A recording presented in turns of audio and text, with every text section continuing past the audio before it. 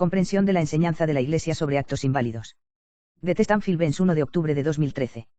Introducción.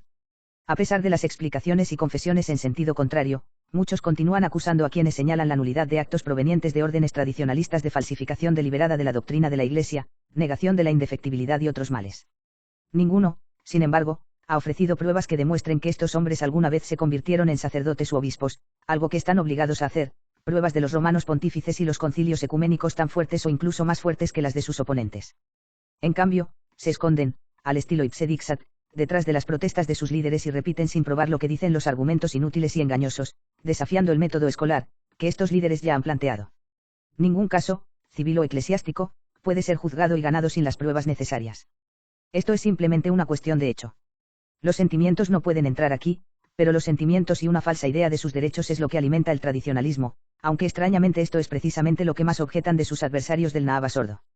El derecho canónico dice que los laicos tienen derecho a recibir bienes espirituales del clero, especialmente los medios necesarios para la salvación, pero solo de acuerdo con las reglas de la disciplina eclesiástica. Es de extrañar entonces que los tradicionalistas no tengan ningún deseo de comprender verdaderamente las leyes que gobiernan estos derechos, ya que tales leyes los privarían de las cosas que sus sentimientos dictan que tienen derecho y deben poseer a cualquier costo. Solo pastores legítimos están obligados a administrar los sacramentos a los fieles siempre que legítimamente lo soliciten. Can 467. Si tal pastor sabe que no puede funcionar, entonces también sabría cuándo los fieles no pueden solicitar legítimamente los sacramentos y los rechazarían. Bajo Can 87, los católicos son solo súbditos de la Iglesia a menos que haya algún obstáculo que impida el vínculo de comunión con la Iglesia, o una censura infligida por la Iglesia. ¿Cuántos tradicionalistas hoy en día se bautizaron en el Nahava sordo o sectas tradicionalistas y no lograron separarse de estas sectas antes de los 14 años? La Iglesia enseña que han incurrido en censuras por communicatio in sacris y debe ser absuelto y abjurado antes de recibir los sacramentos. Pero, ¿quién puede absolverlos y abjurarlos si no es culpable de esta misma censura? Por lo tanto, los fieles no solo no tienen ningún derecho a recibir los sacramentos, sino que hasta que sean absueltos y abjurados, o al menos cesen y desistan de su secta no católica durante 3 años y hagan penitencia, ni siquiera se los considera católicos. Y desafortunadamente, como se explica extensamente en otra parte de este sitio, el tradicionalismo en sí mismo es solo una secta no católica más que solo perpetuará el ciclo mortal del cisma y la herejía. Es necesario entender que al condenar a estos supuestos clérigos por actuar inválidamente, nadie está impugnando el sacramento del orden sagrado, administrado de acuerdo con las leyes y enseñanzas de la Iglesia. Lo que se dice aquí es que incluso en el caso de uno capaz de transmitir estos sacramentos, que no es el caso hoy, este poder es suspendido y anulado durante un interregno por decreto infalible. Comenzamos con ese decreto a continuación. Vacantis Apostolica Sedis. Constitución Electoral del Papa Pío XII, 1945. Sobre el vacante apostólico SEE. Capítulo I. Sobre el poder del Sagrado Colegio Cardenalicio. Mientras la sede apostólica esté vacante. 1. Durante la vacante de la sede apostólica, en cuanto a las cosas que correspondieron al soberano romano pontífice en su vida, el Sagrado Colegio Cardenalicio no tendrá absolutamente ninguna facultad o jurisdicción para hacer un favor, ni justicia, ni para realizar un favor o justicia dictada por el pontífice fallecido, antes bien, el colegio esté obligado a reservar todas estas cosas al futuro pontífice. Por lo tanto, declaramos inválido y anulado cualquier poder o jurisdicción perteneciente al romano pontífice en su vida, que la Asamblea de Cardenales pudiera decidir ejercer, mientras la Iglesia no tenga papa, excepto en la medida en que esté expresamente permitido en esta nuestra Constitución. 2. Asimismo, ordenamos que el Sagrado Colegio Cardenalicio no tenga el poder de tomar una determinación de la forma que le plazca sobre los derechos de la sede apostólica y de la Iglesia romana, ni intentar de ninguna manera restar directa o indirectamente a los derechos de los mismos con el pretexto de una relajación de la atención o de la ocultación de acciones perpetradas contra estos mismos derechos incluso después de la muerte del pontífice o en el periodo de la vacante. Por el contrario, deseamos que el colegio vele y defienda estos derechos durante la contienda de todas las fuerzas influyentes. 3. Las leyes dictadas por los romanos pontífices de ninguna manera pueden ser corregidas o cambiadas por la Asamblea de Cardenales de la Iglesia romana mientras esté sin papa, ni se puede sustraer nada o agregar o dispensar de ninguna manera con respecto a dichas leyes o cualquier parte de ellas. Esta prohibición es especialmente aplicable en el caso de las constituciones pontificias emitidas para regular el negocio de la elección del romano pontífice. En verdad, si por casualidad ocurriera o se intentara algo adverso a este mandato, lo declaramos, por nuestra autoridad suprema, nulo y sin valor. Cum ex apostolatus a officiou. Papa Pablo IV, 1559. 2. Ahora pues, habiendo discutido a fondo estos asuntos con nuestros venerables hermanos los cardenales de la Santa Iglesia Romana, con su consejo y con su consentimiento unánime, aprobamos y renovamos, por nuestra autoridad apostólica, todas y cada una de las sentencias, censuras o penas de excomunión, suspensión e interdicción y remoción, y cualesquiera otras cualesquiera que sean dadas y promulgadas contra herejes y cismáticos por cualesquiera romanos pontífices nuestros predecesores, o considerados como tales, incluso en sus cartas no recogidas, o por los sagrados concilios reconocidos por la Iglesia de Dios o en los decretos o estatutos de los santos padres o en los sagrados cánones y constituciones y ordenanzas apostólicas. Haremos y decretaremos que se observarán para siempre y, si acaso ahora están obsoletos, que serán restaurados y permanecerá en vigorosa observancia, las sentencias, censuras y penas antes mencionadas serán incurridas por todos, sean de cualquier estado, grado, clase, condición o preeminencia cualquiera, incluso si son ilustres como obispos, arzobispos, patriarcas, primados u otros importantes dignatarios de la Iglesia. 5. Quien, a sabiendas, presuma de alguna manera recibir de nuevo a las personas así aprehendidas, confesadas o condenadas, o favorecerlas, creerlas o enseñar sus doctrinas, incurrirá ipso facto en la excomunión y será infame. Can 2314-3, también puede 2316, Fontes. 6. Además, si alguna vez en algún momento resulta claro que cualquier obispo, incluso uno que se conduzca como arzobispo, patriarca o primado, o cualquier cardenal de la mencionada Iglesia romana, incluso como se mencionó, un legado, o igualmente cualquier romano pontífice antes de su ascenso o elevación como cardenal o romano pontífice, se haya desviado de la fe católica o haya caído en alguna herejía, o haya incurrido en cisma, entonces su promoción o elevación será nula, inválida y sin efecto no puede declararse válido o adquirir validez por su aceptación del oficio, su consagración, posesión posterior o aparente posesión de gobierno y administración, o por la entronización o homenaje rendido al mismo romano pontífice, o por la obediencia universal que se le haya otorgado, o por el transcurso de cualquier tiempo en dichas circunstancias, ni se considerará cuasi legítimo. No se considerará otorgado ni otorgado poder de administración en materia espiritual o temporal, a aquellas personas promovidas como arzobispos, patriarcas o primados o elevadas como cardenales o romano pontífice. Por el contrario, todas y cada una de sus declaraciones, escrituras, decretos y actos administrativos, de cualquier naturaleza, y cualquier resultado de los mismos, serán sin fuerza y no conferirán legalidad ni derecho a nadie. Las personas mismas así promovidas y elevadas serán, ipso facto y sin necesidad de ninguna otra declaración, privadas de toda dignidad, cargo, honor, título, autoridad, oficio y poder. En la versión latina del código, cum ex, figura como una de las fuentes del can. 2314-3, que trata de la communtio in sacris y la infamia de la ley, y esto califica este canon como la ley antigua a que se refieren los cánones introductorios del Código de 1917. Canon 6.4 dice, en caso de duda sobre si alguna disposición de los cánones difiere de la ley antigua, uno debe adherirse a la ley antigua. Ciertamente se ha puesto en duda el estatus de aquellos que deben ser considerados herejes, apóstatas y cismáticos y porque leyes, también la validez de las elecciones papales. Así que esta ley elimina por sí sola todas esas dudas. Papa Pío V, Caritas. 24. Por lo tanto, prohibimos severamente que dicho Spili y los demás hombres malvadamente elegidos e ilícitamente consagrados, bajo este castigo de suspensión, asuman la jurisdicción episcopal o cualquier otra autoridad para la guía de las almas, ya que nunca la han recibido. No deben otorgar cartas dimisoriales para ordenaciones. Tampoco deben nombrar, delegar o confirmar pastores, vicarios, misioneros, ayudantes, funcionarios, ministros u otros, cualquiera que sea su título, para el cuidado de las almas y la administración de los sacramentos bajo ningún pretexto de necesidad. Tampoco podrán actuar, decretar o decidir de otro modo, ya sea por separado o en consejo, sobre asuntos que se relacionen con la jurisdicción eclesiástica. Para declaramos y proclamamos públicamente que todos sus dimisorias y diputaciones o confirmaciones, pasados y futuros, así como todas sus actuaciones, erupción y sus consecuencias, son completamente nula y sin forque. Lo anterior obviamente se refiere a una falta de competencia, sin la cual los actos de estos hombres no surtieron efecto. Algunos han dicho que a pesar de la decisión de Pío VI, el Papa Pío VII luego reinstaló a todos los obispos constitucionales. Esto lo pudo hacer ya que no había impugnado su consagración como obispo, sino que solo los calificó de ilícitos y carentes de jurisdicción, anulando cualquiera de sus actos futuros. Sin embargo, Pío VII, en un momento dado, se quejó en una carta al rey Luis XVIII escrita en 1816, de la mala fe de los obispos constitucionales, protestando que los antiguos obispos no solo se habían negado a renunciar, sino que, por escrito y conducta, asaltó la Santa Sede. Nos olvidamos de buena gana de las ofensas que nos han mostrado personalmente, escribió el rey francés. Pero no podemos olvidar los ofrecidos a la autoridad y dignidad de la Iglesia y de su cabeza. Ahora bien, en caso de que alguno de estos obispos sea nominado para las sedes, no pueden obtener la institución canónica de nuestra parte a menos que primero den a la Iglesia y a la Santa Sede la satisfacción adecuada. Art of the Maantie de la Ives and the Times of the Popes, 1911. El rey sugirió que estos obispos renunciaran, pero el Papa se enfermó y las negociaciones se retrasaron. Debido a su mala salud, el Papa estaba más ansioso por llevar los asuntos de la Iglesia de Francia a una forma definitiva. El 30 de mayo de 1819, los obispos, por su número de 40, escribieron calurosamente al Papa. Pío VII respondió con un breve, que finalmente arregló todo, y vid. El rey sugirió que estos obispos renunciaran, pero el papa se enfermó y las negociaciones se retrasaron. Debido a su mala salud, el papa estaba más ansioso por llevar los asuntos de la Iglesia de Francia a una forma definitiva. El 30 de mayo de 1819, los obispos, por su número de 40, escribieron calurosamente al papa. Pío VII respondió con un breve, que finalmente arregló todo, y vid. El rey sugirió que estos obispos renunciaran, pero el papa se enfermó y las negociaciones se retrasaron. Debido a su mala salud, el papa estaba más ansioso por llevar los asuntos de la Iglesia de Francia a una forma definitiva. El 30 de mayo de 1819, los obispos, por su número de 40, escribieron calurosamente al papa. Pío VII respondió con un breve, que finalmente arregló todo, y vid. Ciertamente, no hubo concesiones para estos obispos, solo la necesidad de Pío VII de resolver los asuntos mientras aún estaban en condiciones de resolverse.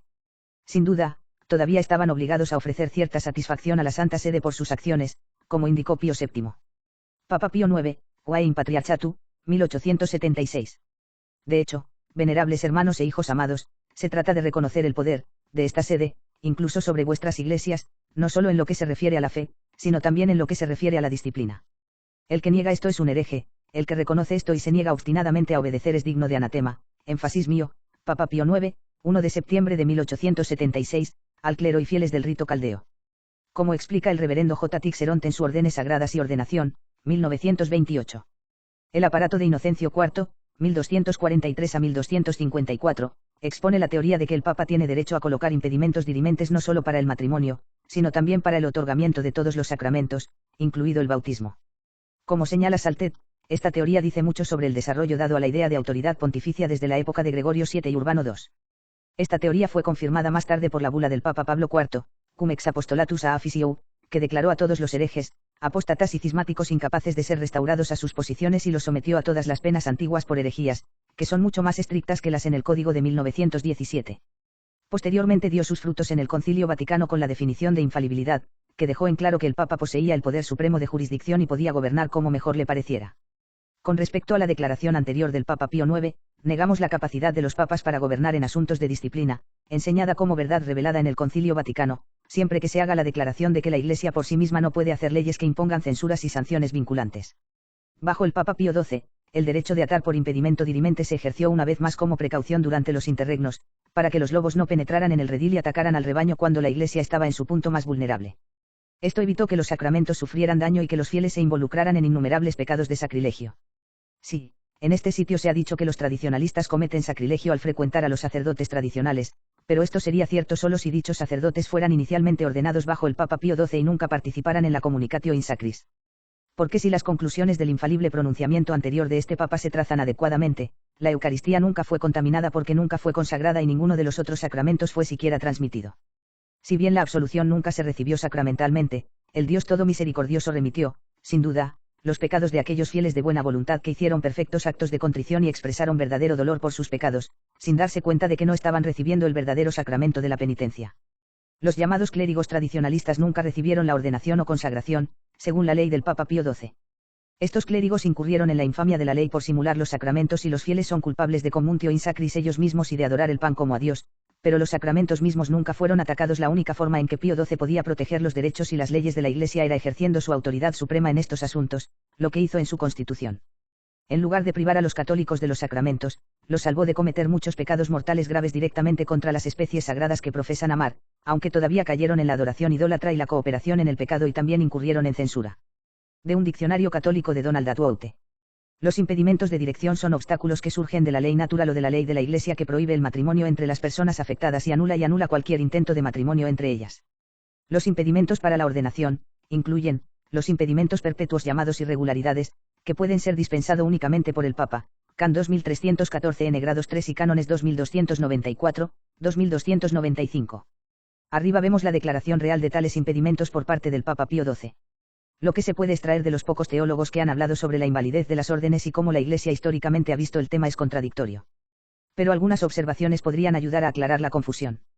De ninguna manera ningún verdadero católico cuestionará la validez de las órdenes conferidas por un obispo que haya sido ordenado y consagrado válidamente bajo el reinado del Papa Pío XII, que no se haya afiliado al Nahavas Ordo ni a ninguna otra secta no católica y de otra manera no lo haya hecho.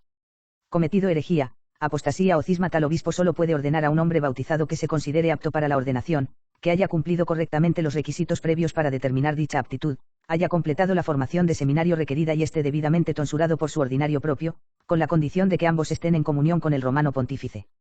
Por lo tanto, habiéndose realizado el examen necesario, utilizando la materia y la forma adecuadas y poseyendo la intención correcta, y estando en recepción de las cartas dimisoriales requeridas, dicho obispo procede a la ordenación válida.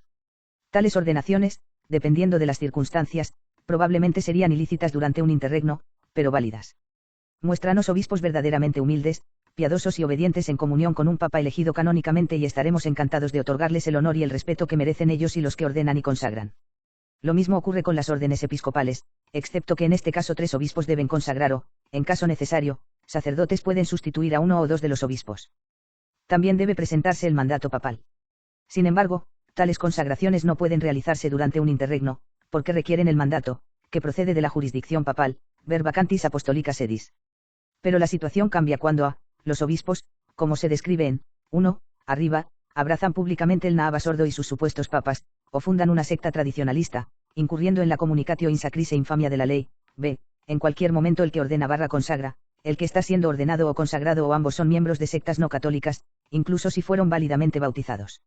En el caso de cualquier acto eclesiástico que se intente es anulado por el Papa Pío XII siempre que se infrinjan las leyes papales. Hacer caso omiso de la dispensa de la infamia de la ley requerida para que uno pueda funcionar válidamente como clérigo se considera una usurpación de la jurisdicción papal.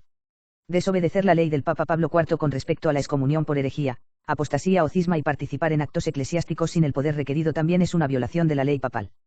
En lo que respecta a b. La Iglesia Católica nunca consideró que las ordenaciones de sectas no católicas que se presentan como católicas son ciertamente válidas, como se demuestra a continuación y en otras partes de este sitio.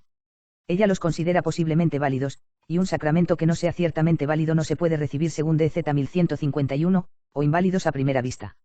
En cualquier caso, la jurisdicción necesaria para la concesión válida de los sacramentos siempre estuvo ausente independientemente del estado de sus órdenes, razón por la cual los papas durante más de 100 años proporcionaron jurisdicción a los ortodoxos. Y todos sus actos fueron anulados antes de su comisión por infamia de la ley. Pole y Prus, Sacraments, volumen 4, informan que aunque la Apostólica Curae de León XIII no se publicó hasta el siglo XIX, el Papa Pablo IV declaró nulas las órdenes anglicanas utilizando el Ordinal Eduardino en 1555. Las decisiones de los papas Pablo y León se basaron en la enseñanza de Santo Tomás de Aquino de que si se suprime una parte sustancial de la forma sacramental, el sentido esencial de las palabras se destruye y, en consecuencia, el sacramento se invalida. Summa Theol 3, que 60, art. 8. Esta misma enseñanza y supresión se aplica fácilmente a los ritos de ordenación y consagración del Naava Sordo, también a la consagración del vino en el canon del Naava Sordo Misae. Si bien sostiene la enseñanza adecuada de que aquellos que reciben órdenes incluso de herejes o cismáticos, aquellos ordenados válida y lícitamente en la verdadera iglesia que luego la dejaron pálida, el Rev. Bernard Leemin admite que, nunca se dijo que la herejía como tal, o la deshonra moral como tal, invalidaba una ordenación. Siempre fue esta herejía particular, esta perversidad particular de usurpación de derechos o de simonía lo que se afirmó que había invalidado las ordenaciones. Esto simplemente significa que, por lo general, la Iglesia juzga estas cosas caso por caso y no condena los actos individuales de forma generalizada. El reverendo Clarence M.C. Auliffe, S.J., en su Teología Sacramental comenta que un ministro que carece de la fe católica puede administrar los sacramentos válidamente, pero esto, no prueba que todos aquellos que carecen de la fe católica puedan bautizar válidamente o conferir los otros sacramentos. Tanto Leemin como M.C. Auliffe están de acuerdo en que quienes administran los sacramentos ilícitamente no confieren gracias con su ministerio, como enseña Santo Tomás. Debemos recordar, sin embargo, que hablan de casos que ocurren en tiempos normales, no durante un interregno. Durante un interregno todos los actos cometidos en contra de la ley papal deben ser considerados nulos y sin valor, al menos hasta que un verdadero papa pueda ser elegido canónicamente. En sus artículos de la década de 1960 para Homiletic and Pastoral Review, Joseph Prudzik examina la intención de un ministro de la Iglesia Nacional Polaca ordenado por aquellos que varias veces fueron destituidos de un obispo separatista inicialmente ordenado y consagrado. Prudzik señaló sobre el ministro de la Iglesia Nacional Católica Polaca y sus consagradores, sin embargo, no es tan seguro conceder las órdenes válidas de los sucesores de Stenoven, siendo Stenoven el obispo jansenista separatista inicial en la década de 1770, como se podría conceder la validez original de sus propias órdenes. Uno solo puede concluir que hay algunas dudas sobre la validez. Y debe recordarse que los católicos no pueden usar clérigos dudosamente válidos para los sacramentos en relación con la condena del Papa Inocencio de esta práctica en DZ 1151. La historia de la Iglesia registra una serie de casos en los que el sacramento del orden conferido por antipapas, simoníacos o cismáticos se consideró inútil y, en algunos casos, aparentemente se repitió. Leemin escribe. Sin embargo, niega que la Iglesia pueda poner condiciones a la validez e incluso afirma que los libros de derecho canónico no tratan las irregularidades en el contexto de la validez sacramental. Los reveses Boywood-Smith enumeran un párrafo completo de citas para este tema en su índice. Cita la enseñanza de Inocencio IV anterior, pero luego afirma que no hay pruebas de que la Iglesia pueda o haya ejercido tales impedimentos. Si tienen efecto, se aplica solo a la licitud, no a la validez, sostiene. Sin embargo, tenemos ejemplos de tales restricciones que afectan la validez de los papas de arriba. Leemín tiende a dar crédito a la falta de intención interna para invalidar los sacramentos, un lugar seguro para retirarse porque es muy difícil de probar. En su apéndice, el Rev. Leemín se refirió a la opinión de un tal Pere Bouesse de que los sacramentos deben ser entregados dentro de un contexto vital que abarca el signo sacramental y el significado de ese signo, que es la gracia que confiere el sacramento. Debemos recordar que los que carecen de jurisdicción no confieren estas gracias y hoy ni siquiera logran conferir los sacramentos, pero continúan ordenándose y consagrándose unos a otros sin los medios necesarios para conferir tales gracias. Entonces, ¿dónde está el contexto vital? Si bien Leemín señaló que esta opinión no se puede aplicar al matrimonio, estuvo de acuerdo en que el entorno eclesiológico y sagrado del sacramento, en su contexto vital, tiene una aplicación definida en el caso de ordenaciones de agujeros y esquinas por parte de obispos errantes y merece una mayor reflexión sobre esa aplicación. Los sacramentos conferidos fuera de la voluntad de Cristo y la mente de la Iglesia no pueden retener su contexto vital necesario. Leemín sostiene que la controversia sobre la validez de las ordenaciones por parte de personas ajenas a la Iglesia parece ser todavía una cuestión abierta, lo que puede ser el caso, aunque la práctica de la Iglesia y las decisiones del Santo Oficio sobre la validez de las antiguas órdenes católicas parecen para indicar lo contrario.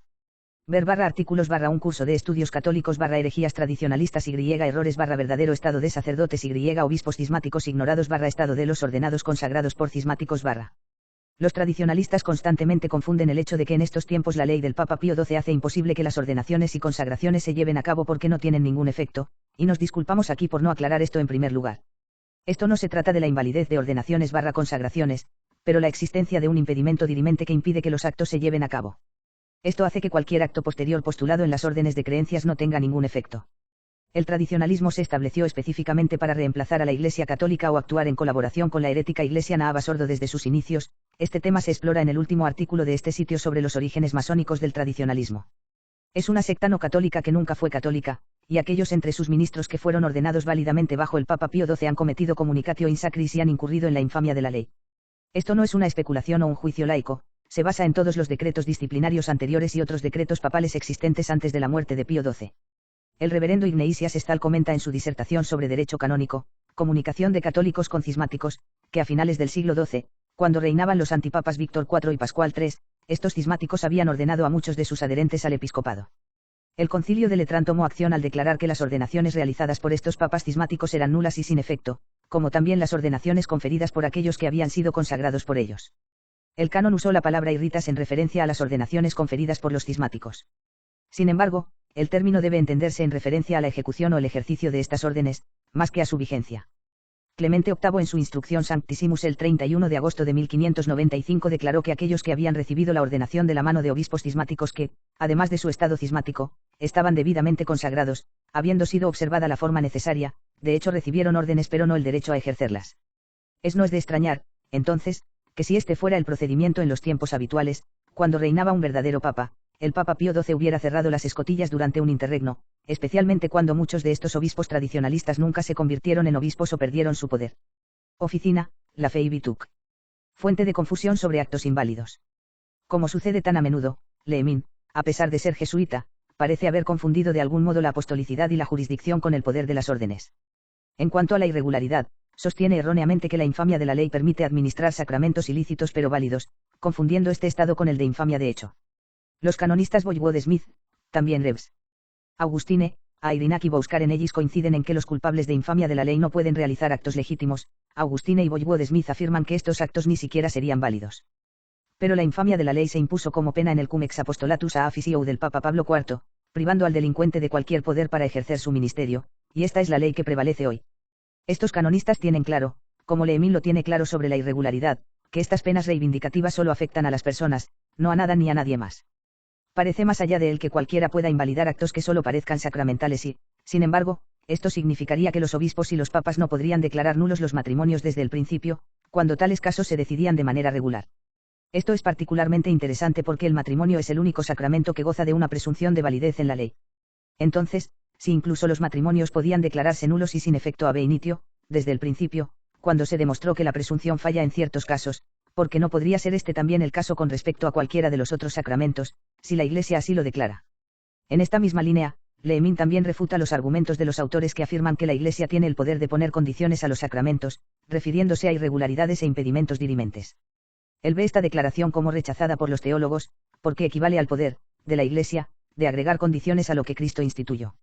Cita lo siguiente como su principal argumento contra el autor Humberg: si Cristo mismo estableció la sustancia de un sacramento, entonces estableció esta sustancia como un medio de gracia y suena mal sugerir lo contrario.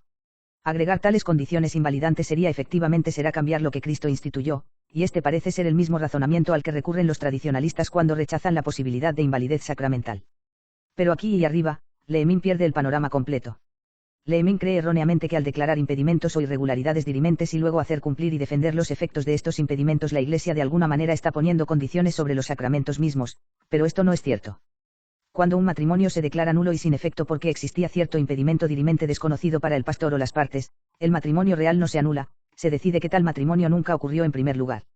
Cuando a un hombre se le ordena reordenar y o volver a formar, como ha sucedido con ciertos viejos católicos y otros, se determina que, para empezar, nunca fue ordenado. No se trata de poner condiciones a los sacramentos, esto es emitir un juicio, como lo hacían regularmente los tribunales eclesiásticos, los ordinarios y el Santo Padre, con respecto no a la validez del sacramento en sí, sino a algo necesario para el sacramento que falta o algo presente que no está permitido por la ley divina o natural. En el matrimonio sería el parentesco de primer grado de los cónyuges, en las órdenes podría ser la falta de la forma adecuada utilizada en la ordenación, o la falta de intención virtual. Estas no son condiciones. Insistir en que los sacramentos se realicen exactamente como la Iglesia prescribe es sosteniendo el marco establecido por Cristo y sus vicarios. En el caso de infamia de la ley en que incurran los tradicionalistas que han cometido la communicatio in sacris, los católicos deben considerar sus actos inválidos, como lo indica el resto del párrafo 5 del Papa Pablo IV y su párrafo 6, poder. 2314 trata de la herejía, la apostasía, el cisma y la infamia ipso facto. La ley también establece per cum ex, que todos los cargos se pierden sin ninguna declaración. ¿Por qué vamos a seguir cum ex, en estos tiempos, debido a la duda sobre las leyes que rigen la herejía, la apostasía y el cisma, y Pablo IV renueva todas las viejas penas por herejía en su bula? Estamos sujetos al pleno rigor de estas leyes. Hoy día, los galicanistas, jansenistas y modernistas, todavía muy activos en el tradicionalismo hoy en día, son los viejos enemigos de la disciplina, y la disciplina es lo que realmente funciona aquí. Cum ex fue un decreto disciplinario infalible. Los liberales han dicho durante décadas que la disciplina no es infalible, pero puede serlo, y negar que los papas puedan ejercerla es herético, como afirma el Papa Pío IX. Es interesante notar que la versión moderna de DZ 326 en Densinge, expresada en la versión latina correcta por el cardenal Manning en su trabajo sobre la Santa Sede y la Alianza Civil, omite las palabras para la disciplina eclesiástica. La versión correcta dice: si alguien condena dogmas, mandatos, interdictos, sanciones o decretos promulgados por quien preside la sede apostólica para la fe católica, para la disciplina eclesiástica, para la corrección de los fieles, para la enmienda de los criminales, o por interdicto o por amenazas o por futuros males, sea anatema. Leemos también del Concilio Vaticano: si alguien dice así que el romano pontífice no tiene el poder pleno y supremo de jurisdicción sobre la Iglesia universal, no solo en lo que pertenece a la fe y la moral, sino también en lo que pertenece a la disciplina. Sobre los pastores y los fieles en conjunto e individualmente, sea anatema, DZ 1831. Y del Papa San Pío X en Pascendido Uminici Gregis: toda sociedad necesita una autoridad rectora. De ahí la triple autoridad en la Iglesia católica: disciplinaria, dogmática, litúrgica, DZ 2091. Entonces, cuando el Papa Pío XII, invocando su suprema autoridad apostólica, establece un impedimento dirimente que prohíbe a cualquiera durante un interregno, incluso a los cardenales, usurpar la jurisdicción papal y violar las leyes papales, ¿qué debemos asumir? Bueno, asumimos que habla en serio y que cualquier persona que infrinja estas leyes, incluida la ley canónica, es responsable de la sanción. Esa sanción establece que cualquier incumplimiento de la ley, o más bien cualquier intento de incumplimiento de la ley o violación de los derechos de la Iglesia, es nulo y sin valor. Esa ley podría involucrar fácilmente a los sacramentos porque hay muchas leyes papales con respecto a los sacramentos, incluido el quo primum. Si cum ex, y el derecho canónico establece que la jerarquía no puede funcionar si han cometido communicatio in sacris, entonces no pueden funcionar. Si el ad apostolorum principis del Papa Pío XII insiste en que los obispos no pueden consagrar sin el mandato papal, lo hacen ilícitamente cuando un papa reina pero los intentos de consagrar se anulan durante un interregno, entonces no pueden consagrar sin el mandato. Si el Concilio Vaticano y el Papa Pío IX enseñan que el Papa es el único que tiene jurisdicción suprema, y Vacantis Apostolica Sedis enseña que la usurpación de la jurisdicción papal durante un interregno queda automáticamente anulada, entonces ningún clérigo podrá reclamar la jurisdicción provista bajo el can. 209 o can. 2261-2, porque históricamente nunca lo ha suministrado nadie más que los papas. El Papa Pío XII no pone condiciones a los sacramentos, sino a los actos de las personas, igualmente el Papa Pablo IV. Negar que los papas posean este derecho es colocarse fuera de la Iglesia. Cualquiera que crea que recibe órdenes contra la ley papal durante un interregno no recibe nada, el intento es nulo. Cualquier intento de ejercer las órdenes es inútil porque nunca se recibieron. Los sacramentos no son inválidos per se, no puede haber sacramentos, faltan los poderes sacerdotal y jurisdiccional, la apostolicidad no puede existir. La marca indeleble del sacerdote o del obispo no se impugna porque nunca podría recibirse. Los sacerdotes que fueron ordenados válidamente en la década de 1950 aún conservan esa marca, pero la infamia de la ley les prohíbe usurpar el acto papal de dispensarse de la infamia de la ley o buscar la dispensa de cualquier persona que no sea el papa. Icumex, debajo de can. 6.4 invalida cualquier acto que intenten como herejes y cismáticos. Si el Papa Pío XII no había definido el dogma de que los obispos reciben su jurisdicción solo a través del romano pontífice y no directamente de Cristo mismo, como muchos afirmaron insistentemente a fines del siglo XIX siguiendo la definición de infalibilidad, los viejos católicos que se infiltraron en los tradicionalistas habrían reinado de forma suprema e indiscutible. Pío XII es la perdición de su existencia y solo podemos agradecer a Dios que previó esta situación e hizo todo lo posible para asegurar la barca de Pedro antes de que la inevitable inundación de apostasía inundó sus cubiertas. Conclusión. No se necesita una definición papal con respecto a la validez para concluir que la Iglesia considera que los tradicionalistas no pueden transmitir los sacramentos durante un interregno. Independientemente de la emergencia percibida, este no puede ser el caso a menos que los documentos de los papas y los concilios hayan perdido toda fuerza. El dogma de la infalibilidad papal fue aceptado mucho antes de la definición del Concilio Vaticano y el Papa Pablo IV declaró nulas y sin efecto las órdenes anglicanas 3 siglos antes de que el Papa León XIII escribiera Apostolica Curae. Incluso el argumento de la jurisdicción palidece en comparación y se vuelve en gran medida irrelevante cuando se comprende que el establecimiento de iglesias y llamarlas católicas cuando no hay jerarquía hace caer sobre los católicos la infamia de la ley, que solo puede dispensarla el Papa, como un ejercicio de su voluntad. Jurisdicción papal. Entonces, está claro que funcionar como si uno hubiera sido dispensado de esta ley o estuviera exento de ella es una usurpación de esta jurisdicción y también una negación del dogma del Concilio Vaticano de que el romano pontífice tiene jurisdicción suprema en la Iglesia, incluso en asuntos disciplinarios.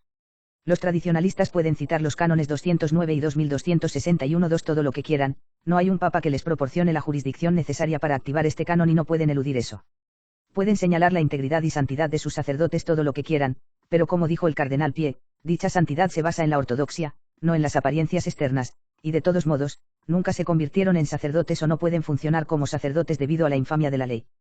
Pueden pretender todo lo que quieran que la Iglesia Católica puede existir como una entidad jurídica sin un papa, pero no solo se niegan a aceptar el dogma católico, sino que niegan la premisa principal sobre la cual Cristo fundó su Iglesia, el papado, un hecho histórico documentado por la Iglesia. Viven en un mundo de fantasía y nada, al parecer, puede liberarlos de su pensamiento irracional.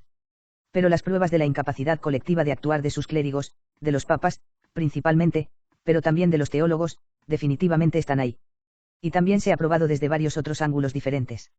No son los sacerdotes u obispos, aunque ciertamente fueran clérigos, sino los papas a los que los católicos deben obedecer para alcanzar la salvación eterna, como enseñó el Papa Bonifacio VIII, declaramos, decimos, definimos y proclamamos a toda criatura que ellos, por necesidad para la salvación, están sujetos al romano pontífice. Lea qui el último romano pontífice en la tierra, Pío XII, sin embargo, nadie sigue sus leyes para los interregnos o cualquier otra cosa, para el caso. Cristo fundó su iglesia sobre una roca, siendo esa roca San Pedro y sus sucesores. Cuando los líderes tradicionalistas se apresuraron a salvar la misa, efectivamente desviaron todo énfasis de la restauración del papado, aunque no era la voluntad de Dios que fuera restaurado en ese momento. Aún así, los sacerdotes restantes válidamente ordenados tenían la estricta obligación de obedecer el magisterio continuo y enseñar a los fieles sus verdades. También deberían haber señalado las señales de los tiempos, la culminación de la gran apostasía y el advenimiento del anticristo. Los pocos que lo hicieron, lamentablemente, continuaron ofreciendo misa y sacramentos. Los fieles nunca se dieron cuenta de que sin el Papa, la Iglesia jurídica no puede existir.